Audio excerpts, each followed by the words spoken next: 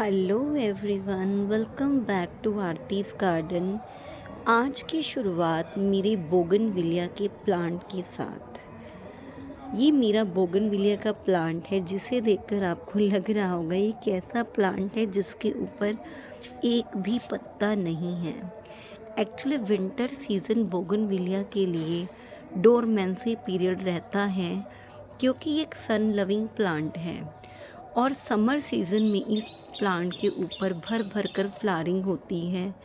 In plants के बहुत सारे कलर ऑप्शंस रहते हैं, डिफरेंट डिफरेंट कलर्स में बड़े सुंदर सुंदर लगते हैं।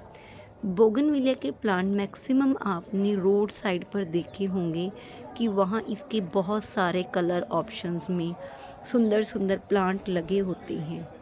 मेरे पास ये पॉट्स में लगे हुए बोगनविलिया के 3 प्लांट हैं, जिसमें से ये वाला प्लांट तो मेरा बहुत ही बड़ा हो गया। ये देखिए इसकी हाइट, ये एक जैसे कोई बेल होती है क्रीपर, उस टाइप से बन गया है मेरा प्लांट। क्योंकि मैंने इसकी प्रूनिंग वैसे टाइम टाइम पर की थी, पर उतनी ज़्यादा नहीं की। मैं एक प्लांट को एक बेल की तरह रखना चाहती थी, इसलिए इसकी हाइट इतनी ज़्यादा हो गई है। और ये प्लांट उतना बड़ा नहीं है। इसके अलावा एक प्लांट मेरा ये है। एक्चुअली अब स्प्रिंग सीज़न स्टार्ट हो गया है और धीरे धीरे जितने भी डोरमेंसी में प्लांट थे वो अपने डोरमेंट पीरियड से, यूँ कह सकते हैं कि रेस्ट पीरियड से बाहर आएंगे और उनकी फिर से ग्रोथ होनी शुरू हो जाएगी। कुछ टाइम पहले ऐसा नहीं है कि इन पौधों के ऊपर बिल्कुल ही पत्ते नहीं थे, लीव्स थे, लेकिन मैंने इनको डीफॉलिएज यानी कि इनके सारे पत्ते हटा दिए थे फ्लावरिंग के पर्पस से। क्योंकि जब हमें बोगनविलिया प्लांट के ऊपर फ्लावरिंग चाहिए होती है तो हमें थोड़ा सा इस प्लांट को शॉक में रखना पड़ता है कि अगर ये प्लांट शॉक में आता है, जैसे बहुत दिन तक पानी ना दे, ड्रॉट टॉलरेंट रहता है ये प्लांट, तब ये अपनी ग्रोथ ज़्यादा अच्छी करता है और इसके ऊपर फ्लावरिंग भी बहुत ज़्यादा होती है। और कुछ जो लीव्स इसके ऊपर बचे थे वो हमारे यहाँ जो परसों इतनी हेल स्टॉर्म रहा, इतनी ज़्यादा ओलावृष्टि रही, उसके चलते मेरे तीनों ही पौधों के ऊपर से सारे के सारे पत्ते झड़ गए और इनके ऊपर जो छोटे मोटे फूल भी लगे हुए थे वो भी झड़ गए। एक पौधे के ऊपर तो मेरी फ्लावरिंग अच्छी हो रही थी, लेकिन वो भी नहीं रही। लेकिन कोई बात नहीं, क्योंकि बहुत हार्डी प्लांट है और इसके ऊपर न्यू ग्रोथ भी स्टार्ट हो गई है। ये देखिए यहाँ पे आपको दिख रहे होंगे, ये यहाँ पे इनकी न्यू शूट्स आ रही है, नई नई ग्रोथ शुरू हो गई है। अब ये प्लांट दोबारा से जैसे ही गर्मी बढ़ेगी वैसे वैसे ये प्लांट अपनी अच्छी ग्रोथ करनी शुरू कर देगा। और इस प्लांट को अगर आप चाहें तो इस टाइम इस प्लांट की प्रूनिंग कर सकते हैं। मैं भी इस प्लांट की प्रूनिंग कर रही हूँ। वैसे मैं बहुत ज़्यादा हार्ड प्रूनिंग नहीं करूँगी, थोड़ी सी सॉफ्ट प्रूनिंग ही कर रही हूँ इस प्लांट की, ताकि इस प्लांट को मैं थोड़ी सी अच्छी लुक दे सकूँ। वैसे एक्चुअली मेरा मन क्या है कि मैं जो ये वाला प्लांट है मेरा थोड़ा छोटा, इसकी आप देखिए नीचे से ये इसकी जो स्टेम है बहुत मोटी हो गई है। वैसे तो देखिए इसकी स्टेम इससे भी ज़्यादा मोटी है, लेकिन क्योंकि इस प्लांट को मैंने एक बेल की तरह रखना है तो मैं इस प्लांट को चाहती हूँ कि मैं इसका बॉन्साई बना लूँ। और बॉन्साई बनाने के लिए मुझे इसकी हाइट भी कम करनी होगी और इसको एक शेप में लाना होगा, चाहे मैं कोई राउंड शेप रखूँ या फिर कोई डिफरेंट शेप देना चाहूँ तो इसके अकॉर्डिंग इसकी कटिंग करनी होगी।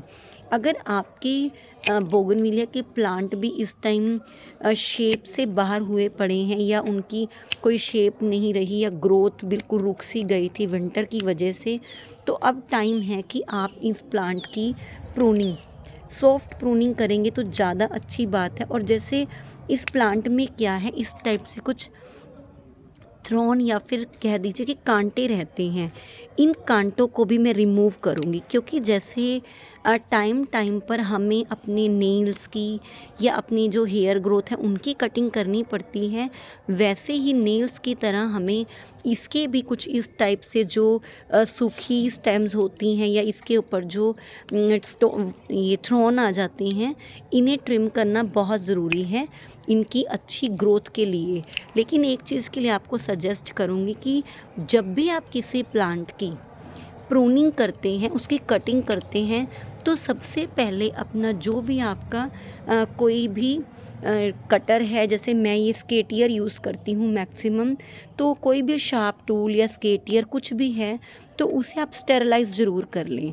उसके लिए जैसे मैं मैक्सिमम डिटोल का यूज़ करती हूँ, आप डिटोल, हैंड सैनिटाइज़र किसी भी टाइप से जो आपको सूटेबल लगे, या हाइड्रोजन पेरोक्साइड, किसी से भी प्रूनिंग से पहले अपने स्केटियर को या शार्प टूल को आप अच्छे से स्टेरलाइज़ ज़रूर कर लीजिए, ताकि आपके जितने भी स्टेम्स हों उनके अंदर कोई भी किसी भी टाइप का फंगल अटैक ना हो।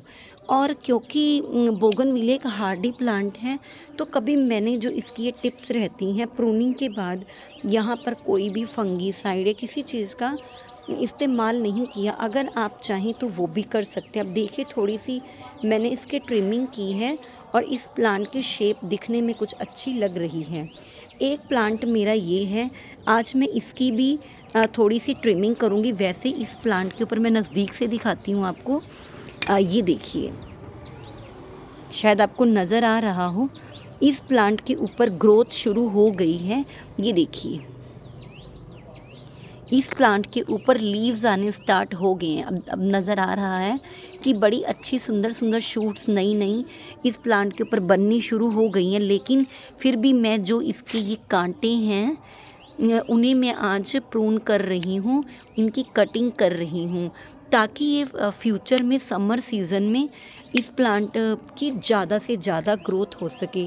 मैंने ऑब्ज़र्व किया कि मैंने जब भी इस प्लांट को बहुत ज़्यादा केयर दी है, तब इस प्लांट ने अपनी ग्रोथ उतनी नहीं की। और जैसे ही मैंने इस प्लांट को इग्नोर करना शुरू किया, या यूँ कहिए कि मैंने इसकी केयर बिल्कुल ही छोड़ दी, तब मेरे इस प्लांट ने बहुत अच्छी ग्रोथ की है। इसके ऊपर फ्लावरिंग भर भर के आई है। मैं फ्रेंड्स आज आपको इस प्लांट की कटिंग से इसे कैसे ग्रो कर सकते हैं आपके साथ ये भी शेयर करूँगी। और मैंने इसकी एक कटिंग अक्टूबर के स्टार्टिंग में ग्रो की थी। आज मैं उसका रिज़ल्ट भी आपके साथ शेयर करूँगी। इस प्लांट को कटिंग से ग्रो करना वैसे बहुत इजी है, लेकिन इस प्लांट को अगर आप कटिंग से ग्रो करते हैं तो आपको पेशेंस रखने होते हैं, क्योंकि ये प्लांट कटिंग से ग्रो तो हो जाता है, लेकिन इसमें टाइम बहुत ज़्यादा लगता है। जैसे कुछ कटिंग्स के लिए हम कहते हैं कि 15 से 20 दिन के अंदर कटिंग्स अच्छी ग्रोथ कर लेती हैं, लेकिन इस प्लांट में ऐसा नहीं है। मैंने जब भी इस प्लांट की मैंने, क्योंकि मेरे पास जो ये 3 प्लांट हैं, मैंने से इनमें से एक भी प्लांट परचेज़ नहीं किया हुआ। ये तीनों के तीनों प्लांट मैंने कटिंग से तैयार किए हैं, और ये 2.5 से 3 साल के मेरे प्लांट हैं। और मे बी जो ये वाला प्लांट है, ये तो मेरा शायद 4 साल का प्लांट है, जिसकी मैंने आपको हाइट भी दिखाई है, और मैंने आपको दिखाया कि इसने कितनी अच्छी ग्रोथ कर रखी है। ये देखिए, एक बेल की तरह इस प्लांट की ग्रोथ चल रही है, और इतनी मोटी मोटी इसकी स्टेम्स हो गई हैं। और मैं इसकी प्रूनिंग करती हूँ, लेकिन सॉफ्ट प्रूनिंग, इसकी मैं हार्ड प्रूनिंग नहीं करूँगी अब भी, क्योंकि मुझे उसको बेल बनाना है। इस प्लांट को देखिए मैंने कितनी अच्छी शेप दे दी है, और इस प्लांट की भी कटिंग करी है। मैं पहले आपके साथ रिज़ल्ट शेयर करती हूँ, उसके बाद मैं आपको बताऊँगी कि इस प्लांट को कटिंग से कैसे रेडी कर सकते हैं। ये देखिए, इस प्लांट की ग्रोथ देखिए, क्योंकि ये प्लांट बहुत सारे प्लांट्स के बीच में पड़ा था। क्योंकि कभी भी अगर आप किसी भी प्लांट की कटिंग ग्रो करते हैं, तो उसे एक ऐसी जगह प्लेस कीजिए जहाँ पर बहुत सारे प्लांट हों, क्योंकि जैसे हमें भी परिवार में रहना पसंद है, वैसे ही पेड़ पौधों को भी परिवार के साथ रहना ही अच्छा लगता है। अब मैं आपको दिखाती हूँ कि इस प्लांट को जो मैंने इसकी कटिंग ग्रो की है, 1 मिनट मैं आपको दिखा रही हूँ।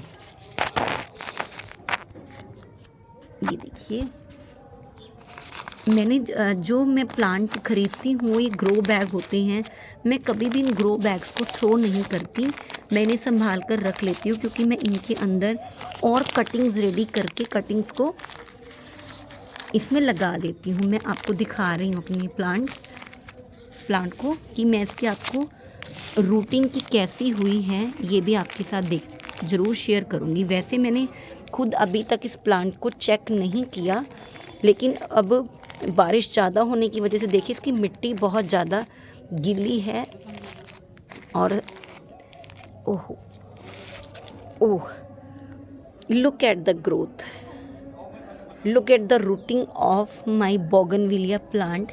जो मैंने ये देखी, मैं इसकी आपको थोड़ी सी मिट्टी हटाकर भी दिखाऊंगी। और कभी भी किसी प्लांट को अगर आप कटिंग से ग्रो करना चाहते हैं तो उसकी मिट्टी को वेल ड्रेन ज़रूर बनाइए। ये देखिए आप इसकी रूट्स देख सकते हैं कि कितनी अच्छी, हालांकि टाइम ज़्यादा लगा है और मैंने इसकी कोई पेंसिल की थिकनेस की नहीं बल्कि एक मोटी कटिंग लगाई थी और उस कटिंग का रिज़ल्ट आज आपके सामने है। टाइम ज़्यादा हो चुका है क्योंकि अक्टूबर में लगाई थी मैंने कटिंग।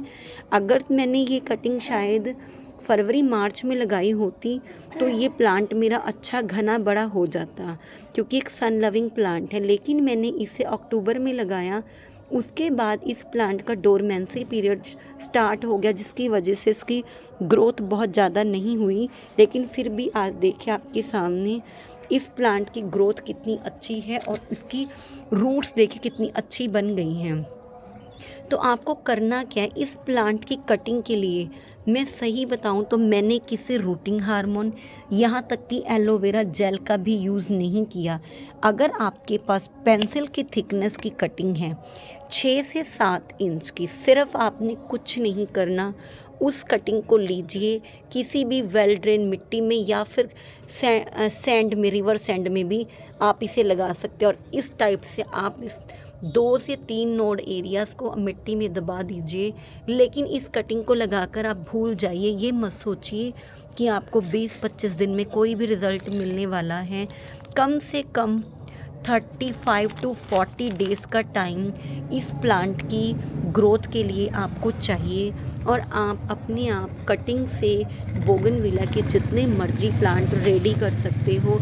आप रोड साइड देखते हो इतने प्लांट लगे, वहाँ डिफरेंट कलर हैं, आप वहाँ से भी ला सकते हो। मेरे पास भी 2 से 3 कलर हैं बोगनविला की। जब इनके ऊपर फ्लावरिंग होगी तब मैं आपके साथ शेयर करूँगी। और आपको मेरी आज की वीडियो कैसी लगी तो आप कमेंट बॉक्स में ज़रूर बताइएगा। और अगर बोगनविलिया प्लांट के बारे में आप कुछ और भी जानना चाहते हैं तो मेरे से पूछ सकते हैं, लेकिन आपको एक बात बताना चाहूँगी कि बोगनविलिया प्लांट की मिट्टी वेल ड्रेन होनी चाहिए और इस प्लांट को पानी बहुत कम चाहिए। विंटर में तो मैंने कभी कभी इस प्लांट को 1-1 महीना तक पानी नहीं दिया। समर सीज़न में भी आप इस प्लांट को तभी पानी दीजिएगा जब इसकी मिट्टी पूरी तरह से सूख जाए। अदरवाइज़ इस प्लांट को बहुत ज़्यादा नहीं तो फर्टिलाइज़र की ज़रूरत है। देखिए फ्रेंड्स, मैंने अपने प्लांट्स में बहुत कम फर्टिलाइज़र देती हूँ कि जो भी मैं अपने किचन वेस्ट से कंपोस्ट घर पे रेडी करती हूँ वही थोड़ी बहुत मैं अपने प्लांट्स को देती हूँ। और बोगनविलिया को तो मैं बहुत कम ही खाद प्रोवाइड कराती हूँ। तो लेकिन उसके बावजूद भी मेरे कटिंग ग्रोन प्लांट्स की देखिए ग्रोथ कितनी अच्छी है। और मैं समर सीज़न में भी आपके साथ इन प्लांट्स को शेयर करूँगी कि इनकी ग्रोथ कैसी चल रही है या फिर इनके ऊपर फ्लावरिंग कैसी हो रही है। और मेरी वीडियो को लाइक ज़रूर कीजिएगा और मेरे चैनल को सब्सक्राइब करना मत भूलिए। Thank you so much.